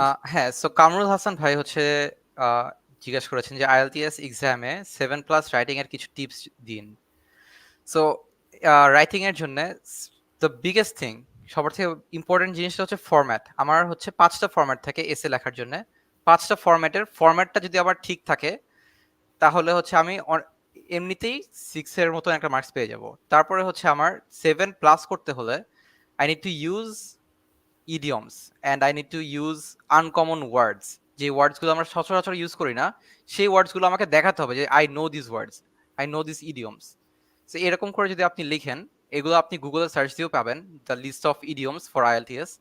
এখান থেকে দেখে যদি এগুলো আপনি ইনকর্পোরেট করতে পারেন in your writing, then I would say you would get a 7+ score in writing. Thank you Utsho. 450 কাছাকাছি দর্শক ভাই বোন আমাদের সাথে যুক্ত আছেন, 1 ঘন্টার কাছে হয়ে গেছে। আপনাদের যাদের মনে হবে যে এই আলোচনাটা সত্যি উপকারী, কানাডা বিষয়ে যারা আগ্রহী তাদের জন্য, এবং এই আলোচনা তাদের প্রতারণার হাত থেকে বাঁচাবে, তাদের সলিড বস্তুনিষ্ঠ জিনিসটি বুঝতে সহায়তা করবে, তাহলে এটা যদি আপনার মনে হয় তাহলে অনুরোধ রইল এই ভিডিওটা শেয়ার করার জন্য। আর কারা শেয়ার করেছেন এখানে যদি একটু সেটা বলেন, তাহলে আমি কিছু নামও শেয়ার করতে পারি। বলি, তোমার হাতে কোনো প্রশ্ন? প্রশ্ন আছে। আমরা বেশিক্ষণ থাকবো না মলি, আর রিয়া সম্ভবত অলরেডি লিভ করেছে, সে আমাকে জানিয়ে রেখেছিল 1 ঘন্টার কাছে সে 50 মিনিটের মতো থাকতে পারবে, তার আরেকটি প্রোগ্রাম আছে। হ্যাঁ মলি বলো প্লিজ। রাইট, সো পরের প্রশ্ন নিচ্ছি মোহাম্মদ লাবিব ভাইয়ের কাছ থেকে। উনি বলেছেন উনি অ্যাপ্লিকেশন সাবমিট করেছেন, 31 দিন হয়ে গেছে, এখনো কোনো রেজাল্ট পান নাই, এখন উনি কি করতে পারেন? সো এটা খুব ন্যাচারাল প্রসেস। এক হচ্ছে যে প্রসেসিং টাইম একটা স্পেসিফিক দেয়া থাকে এবং এটা প্রতি উইকে আপডেট হয়। আপনি গুগলে গিয়ে আইআরসিসি প্রসেসিং টাইম এরকম লিখলে আপনি দেখবেন যে বাংলাদেশের জন্য এই অ্যাপ্লিকেশনটার এখন প্রসেসিং, আপনার অ্যাপ্লিকেশনটার নাম লিখবেন, সেটার জন্য প্রসেসিং টাইম, রেগুলার টাইম কেমন। তো সেটা যদি ক্রস করে থাকে তারপরেও আপনি ধরে নিবেন আরো কিছুদিন সময় দিবেন, 15 দিন, 1 মাস সময় দিবেন, তারপরেও না হলে দেন ইউ বি কনসার্নড। এখন কনসার্ন হওয়ার কিছু হয় নাই। 31 দিন is very very small period of time. কখনো কখনো এত তাড়াতাড়ি হয় কারো কারো, ম্যাক্সিমাম সময় 31 দিনে আমরা রেজাল্ট পাই না। So have some patience, result পাবেন ইনশাল্লাহ। পরের প্রশ্ন নিব নাকি অনবোর্ড? এই একটা প্রশ্ন তোমার জন্য। ওকে, নুসরাত আপা, ওয়ালাইকুম আসসালাম আপু। পিএনপি প্রোগ্রামে আইএলস কত স্কোর লাগে? স্পাউসদের আইএলস স্কোর যোগ হয় কিনা? আচ্ছা, পিএনপি প্রোগ্রামে আইএলস এর স্কোরের স্পেসিফিক এক কথায় বলা যায় না, কারণ পিএনপি প্রোগ্রাম আছে 60টা 70টার বেশি। কোন স্পেসিফিক প্রভিন্সের স্পেসিফিক কোন স্ট্রিমের জন্য আপনি অ্যাপ্লাই করছেন তার উপর একটু ডিপেন্ড করবে আপু। সো এক কথায় উত্তর দেওয়া যাবে না। তবে সব জায়গাতেই মনে রাখবেন আইএলস এর সব ব্যান্ডে 6 হওয়া মানে আপনি একটা মোটামুটি স্ট্যান্ডার্ড জায়গায় আছেন। এটা হলে আপনি যে কোনো প্রোগ্রামে এলিজিবল হওয়ার সম্ভাবনা বেশি সবসময়। সো এই গেল উত্তর। পরের অংশটা কি ছিল আমি ভুলে গেছি। স্পাউস নিয়ে, অসুবিধা নাই, তোমার স্পাউসের হাতে এখন অন্য স্কোর, প্রশ্ন থাকলে নাও, কোনো প্রবলেম নেই। মানে হ্যাঁ প্রবাবলি জানতে চাইছেন স্পাউসের স্কোর ম্যাটার করে কিনা। পিএনপি প্রোগ্রামের অনেকগুলোর ক্ষেত্রে স্পাউসের স্কোর ম্যাটার করে, অনেকগুলোর ক্ষেত্রে করে না। সো এটাও উত্তর ওরকম স্পেসিফিক না জেনে বলা যাবে না। রাইট। মৌলী একজন ভাইকে নেই, সাখাওয়াত হোসেন ভাই। এখন যারা সাথে আছেন তাদের মধ্যে একজন পেছনে মশারি রেখে বসে আছেন, আমি নাম বলছি না কিন্তু সে জানেন। ভাই আপনার মনে হচ্ছে যে আপনি একটা ভিডিও কলে আসবেন, একটা লাইভে আসবেন, মশারির সামনে আপনি বসে আছেন। সেই জন্যই আপনাদের অনুরোধ করছি পেছনের ব্যাকগ্রাউন্ডটা সঠিক ব্যাকগ্রাউন্ডে বসুন প্লিজ। আপনি তো ভিডিওটা পরে আবার দেখবেন, তখন যেন আপনার খারাপ না লাগে। ভাই সাখাওয়াত জি হোসেন। আসসালামু আলাইকুম। ওয়ালাইকুম সালাম জি ভাই, আসসালামু কেমন আলাইকুম আছেন? ওয়া রাহমাতুল্লাহ। ওয়ালাইকুম সালাম। জি I'm Shakhat Hussain. I'm talking with you from Dhaka, Gulshan 2. I'm a professionally a chartered accountant. Previously taken a session from Tasnuva Apu, and thank you very much. Basically, I have just one questions from you. Being a chartered accountant, we like to immigrate in Canada. I heard a lot of opportunities there, but in PNP draw and other express entry draw, I find very little draw in the code. So we are getting a little bit frustrated because not so many draws are coming over there. I have already done my ECA, not yet done the IELTS. So is there any opportunity for the chartered accountant of Bangladesh in Canada? Just this is the questions. So ভাই, specific প্রফেশনের জন্য মানে আপনার প্রফেশনটার জন্যই কোনো PR programme আছে কিনা আমার জানা মতে নাই। বিকজ স্পেসিফিক অকুপেশন হেলথ কেয়ারে কিছু হয়তো আছে, ফুড সেক্টরে কিছু হয়তো আছে, কনস্ট্রাকশন বা ট্রেড সেক্টরে কিছু হয়তো আছে, কিন্তু চার্টার্ড অ্যাকাউন্টেন্ট বা ফাইন্যান্সিয়াল সেক্টরের জন্য স্পেসিফিক কোনো প্রোগ্রাম আছে কিনা পিএনপি প্রোগ্রাম, এটা যদি প্রশ্ন হয় আমার জানা মতে নাই। I might not know all of the programs. এটা একটা। দ্বিতীয়ত হচ্ছে আপনার জন্য প্রযোজ্য হচ্ছে আপনার যে এক্সপিরিয়েন্স আছে সেটা দিয়ে আপনি যদি দেখেন যে আপনি এসআইএনপির অকুপেশন ইন ডিমান্ড স্ট্রিমে, আমি প্রবাবলি এটা নিয়ে আলোচনা করেছি, if we have a session, তাহলে আমি ডেফিনেটলি আপনার সাথে স্কোর ক্যালকুলেট করেছি। সো যেটা আমি বলেছি সেটা তো ঠিক ওরকমই আছে, মানে there is nothing new about that. আর একটা যে জিনিস হলো যে জব সার্চ। সো জব সার্চের জন্য তো আপনি ডেফিনেটলি এলিজিবল, আপনি যে কোনো অবস্থায় যে কোনো সময় জব সার্চ করতে পারেন। আইএলসটা এখনো দেওয়া হয়নি, আইএলসটা করে নিতে পারেন, বিকজ আপনি জানেন যে ফিল্টারিং এ অনেক সময় সিভি বাদ পড়ে যেতে পারে যদি আমাদের আইএলস মানে ইসিএ না থাকে। So I hope that is the answer you were looking for. Thank you, brother. On top of everything, আপনি একজন accountant, correct? Right. Chartered accountant কিংবা CMA, cost and management accountant, তারা তো আসলে অ্যাকাউন্টেন্ট। তো অ্যাকাউন্টেন্টদের জন্য তো এখানে হুলস্থুল সুযোগ সম্ভাবনা সবসময়ই থাকবে।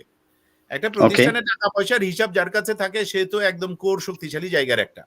So why not giving it a shot? Mouli যেমনটা বলছিল, have your self equipped according to the Canadian requirement, I mean have your ECA done, sit for IELTS, and তারপরে এনওসিটা মিলিয়ে নো হারি নো পজ মেথডে আপনি চেষ্টা করতে থাকুন। এটা সিমালটেনিয়াসলি একটা অ্যাভিনিউ হিসেবে চলতে থাকুক। আর এখানে তো ভাই টাকা পয়সা খরচ চক্কর নাই। ডিনারের পরে 15 মিনিট শুধু বসে বসে জবের ইটস আ ফান, জবের চেষ্টা করতে থাকবেন। আল্লাহ নোজ বেটার। আপনার এই চেষ্টার ফলে একসময় আল্লাহ হয়তো দয়া করবেন। And you along with your family will be landing here by the grace of Almighty Allah. আপনার জন্য অনেক দোয়া ভাই। Thank you brother, thank you আপু, থ্যাংক ইউ। ভালো থ্যাংক ইউ সো থাকবেন, মাচ। ভালো থাকবেন। আমি ভাইয়ের জন্য কি আরেকটা হ্যাঁ বলো না idea প্লিজ, দিতে বলো পারি? বলো। সেটা হচ্ছে যে ভাই আপনি চেষ্টা মানে চাইলে কিছু অনলাইন কোর্সেস করে নিতে পারেন, যেটা আপনার জব মার্কেটে, আপনার রিলেটেড জব মার্কেটে আপনাকে বেনিফিট করবে। আমার ধারণা জিয়া এরকম একটা ভিডিও টরন্টোর এক আপার সাথে করেছিলেন, যেখানে উনি শেয়ার করেছিলেন যে ব্যাংকের জবের জন্য কোন ধরনের প্রোগ্রামগুলো অনলাইনে করা যায়, if I remember it right. So এরকম কিছু প্রোগ্রাম আপনি করে ফেলার চিন্তা করতে পারেন, যেটা আপনাকে জব সার্চে হেল্প করবে। হ্যাঁ, টরন্টোর ওই যে ব্যাংকার একটা ছোট বোন গত বছরের ভিডিও, হ্যাঁ এই ভাই যদি ভিডিওটা খুঁজে বের করে দেখে, অনেক লিঙ্কও দেওয়া ছিল যে কোনটা পৃথিবীর অন্য দেশে, বাংলাদেশে বসেও সে এই কোর্সটা করে ফেলতে পারবে, এবং ওইটার যে সার্টিফিকেট সেটা তো এখানে রিকগনাইজ। তো এইটা খুব ভালো একটা ভ্যালু এডিশন হতে পারে। এই প্রশ্নটি নিচ্ছি, আব্দুল ভাই করেছেন 50-এ এই যে চাকরির অ্যাপ্লাই করা যাবে, অবশ্যই করা যাবে ভাই। চাকরির জন্য এইজটা ম্যাটার করবে না, ম্যাটার করবে আপনার স্কিল সেট, আপনার পটেনশিয়ালিটি, এবং সেইটা রেডিলি ট্রান্সফারেবল স্কিলস হইতে হবে কানাডার জব মার্কেটের জন্য। ক্যানাডিয়ান এমপ্লয়ার যদি একবার ফ্রম দিস এন্ড যদি এটা ফিল করে যে আপনি একজন রেডিলি ট্রান্সফারেবল স্কিলস, আপনাকে কালকে নিয়ে আসলে পরশুদিনই কানাডার জব মার্কেটে কানাডা তার কোম্পানির জন্য আপনি কন্ট্রিবিউট করা শুরু করবেন, তাহলে তো এটা অল উইন উইন। তখন সে নিজেই শতপ্রণোদিত হয়ে আপনাকে আনার বাকি সমস্ত সহযোগিতার হাত সে বাড়াবে ইনশাআল্লাহ। ভাই আপনার জন্য অনেক দোয়া।